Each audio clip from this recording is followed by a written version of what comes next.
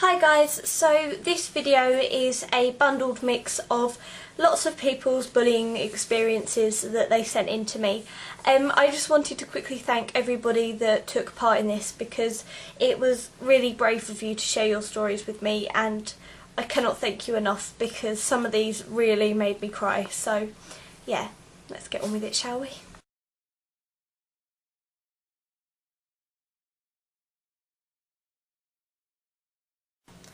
I had a stepdad from a very young age. He used to tell me that any arguments that happened were my fault. He told me that if I didn't exist, everyone's lives would be much better off. That he was glad I wasn't his child because I was so stupid, and I would never even pass my GCSEs. I was told I was a freak with no sense of humour. He would watch me eat and ask me whether I knew how many calories were in the food. He told me I'd get fat, and he even used to tell me I was putting on a lot of weight. Despite the fact I was controlling what I was eating and losing weight, despite being underweight already. I used to tell Mum and she wouldn't believe me, and he'd call me a liar. Then the arguments would start again and it would be all my fault. I gave up trying.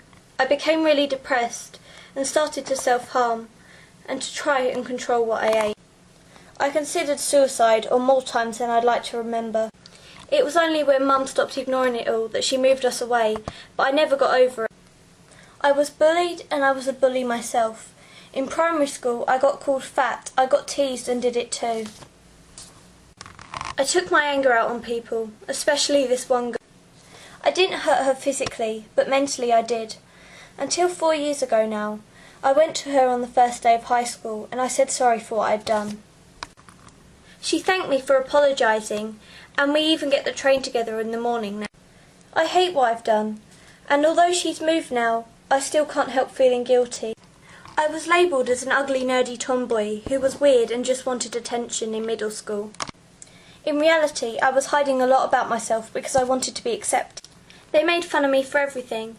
They looked down on me and made sure I knew they were doing it. I never thought I could be pretty. I was becoming a singer at the time, and that was the only thing they never said anything about. They couldn't take my music away from me. If any of the people who knew me in middle school saw me today, they would be shocked.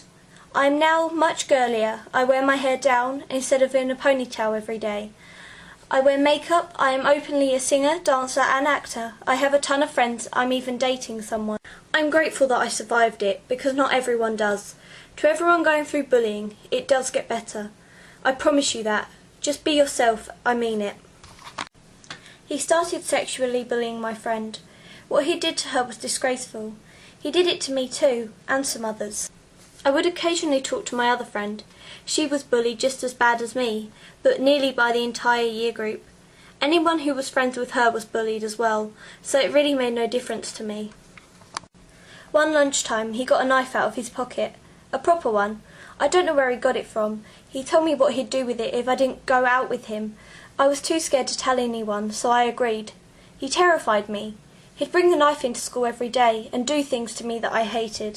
Along with the main bully, the 3 other girls started pushing me around in the corridor and started spreading rumours that I had nits or I was smelly, just so people would leave me out and bully me more. They all started chanting "Smelly nithead tramp, go and have a bath," and they repeated it until I ran out of the building in tears. And they chased me. When I looked back, they were all cheering and laughing. I told my friend I wished I was dead, and she told me to go tell the teachers, so we did. Again they did nothing of great punishment, and it got worse again. At 7 years old I started to try and hurt myself.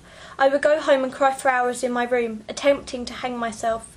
But I didn't really know how to do it right, and I always ended up with a bad throat and looking really pale. So my mum would assume that I was ill and let me have the day off. The bullying carried on, and they chased me around the playground. They pushed me into other people, who would all get nasty, as if I had a disease, and they would start calling me names as well. My sister and her friends even joined in with the name calling and the pushing. It was the year 2 boys decided to go through my things and throw them all around the classroom because they didn't like me. The girls used to chase me, and when I joined the basketball team, they were watching and telling people not to pass the ball to me, so I never got involved again. I can also remember one PE lesson. It was in the winter, and we had to go out in the snow, which had hardened like ice. We were playing football and I think a girl pushed me, and as you know, ice can be really sharp. I fell and scratched my entire side. She said, "Why are you crying, you wimp?" She didn't get in trouble for it. In year 8, I got my hair cut really short. I got called a man many times, and I even got used to it. A lot of the lads that didn't like me used to call me Borat, and the name still sticks with me. When I was 11, people began to realise I was different. I like different kinds of music and different styles of clothes, and I just like different things in general. So the inevitable happened. I got bullied. Then when I was 12, it became too much to cope with, and I just broke down. I left school and my grades went down, and I just didn't do anything. I became school-phobic, agoraphobic and depressed. I was like this for about a year, but then, after much help from my mum, I finally got help.